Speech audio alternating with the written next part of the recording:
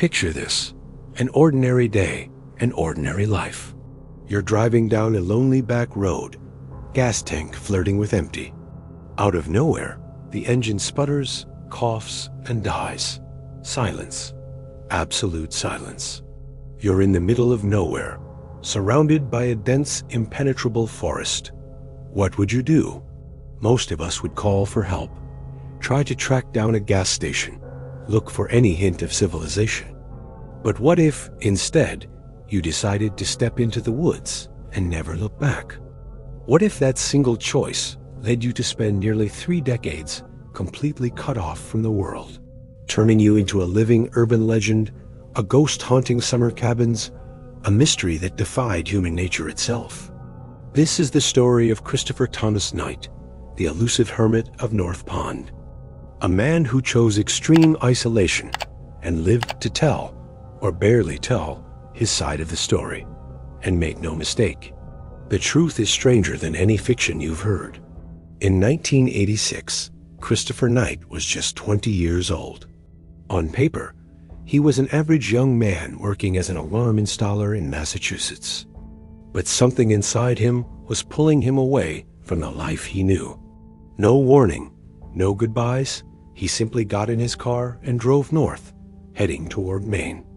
There was no detailed plan, just an overwhelming urge to get away. When his gas finally ran out on a rural road, he didn't see it as a problem.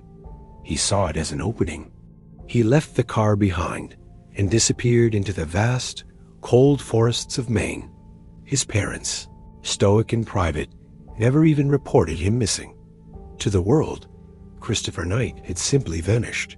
But in truth, he was just beginning a new and very different existence.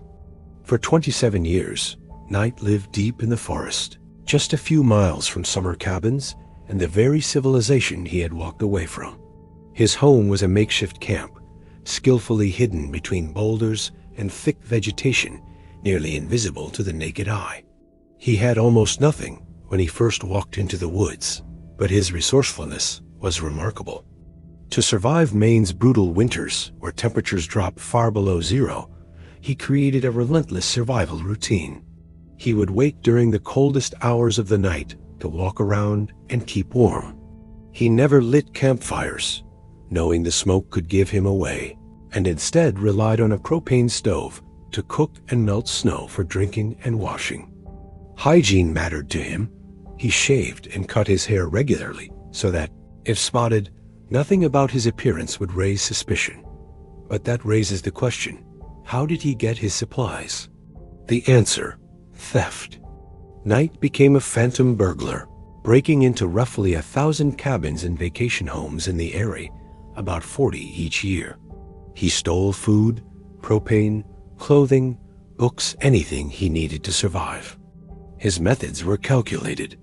He would steal canoes from empty camps to haul propane tanks, paddling quietly along the shore before dawn to avoid being seen. When returning the canoes, he'd cover them with pine needles to make them look untouched. He stockpiled enough supplies to last from November to March, carefully avoiding leaving footprints in the snow that might betray his location.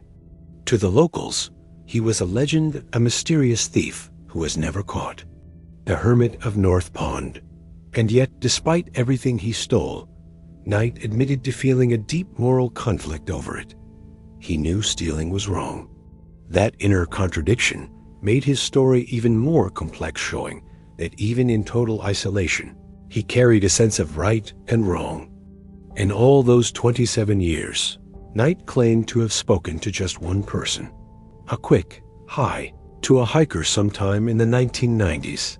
But there were other encounters, less friendly ones.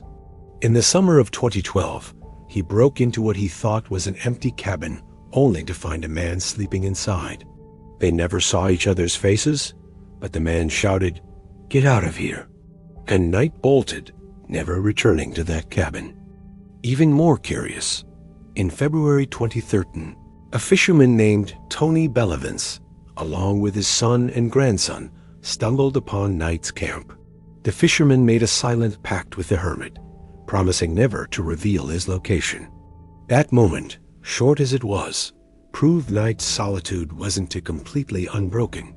He was still tethered to the outside world through these rare, secret exchanges. Knight's hidden life ended on April 4, 2013. Sergeant Terry Hughes, a game warden determined to catch him, had planted hidden motion detectors at Pine Tree Camp in Rome, Maine. During one of Knight's nighttime raids, the trap was sprung and he was finally caught. The news stunned the local community and quickly made global headlines, turning the Hermit of North Pond into a worldwide curiosity. Knight was sentenced to 7 months in jail, though he had already served most of that time awaiting trial. He also paid $2,000 in restitution to his victims and completed a treatment program. The prosecutor even admitted a longer sentence would be cruel, and Judge Nancy Mills believed Knight was unlikely to reoffend.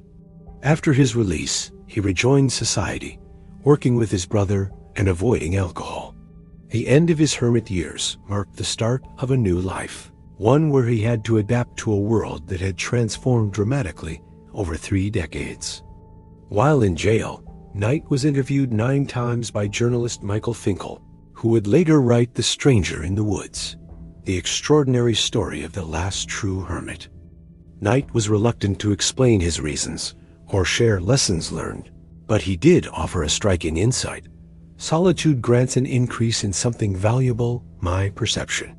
But when I turned that heightened perception onto myself, I lost my identity. There was no audience, no one to perform for. To put it romantically, I was completely free. Tonight, solitude wasn't a punishment. It was a form of freedom. A way to disconnect from society's expectations and reconnect with a stripped-down version of himself. But that freedom came at a cost, the loss of his social identity. He bristled at being compared to Henry David Thoreau, calling him a dilettante, pointing out that Thoreau only lived at Walden Pond for 2 years and had his laundry done by his mother. Tonight, Thoreau was just a show-off who went there and wrote a book saying, "Look how great I am." That criticism shows just how deeply Knight valued authenticity and how he saw his own experience as something beyond romanticized survivalism.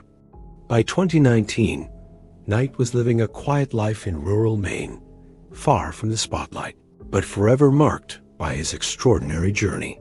The story of Christopher Thomas Knight forces us to rethink what it truly means to be alone, what we value in life, and how far we'd go to find our own version of freedom. It's a story of survival, adaptability, and maybe a misunderstood search for a completely different way of existing. And you, what would you do if you spent 27 years hiding from everyone and everything? Let me know in the comments if you want to hear more bizarre stories like this one.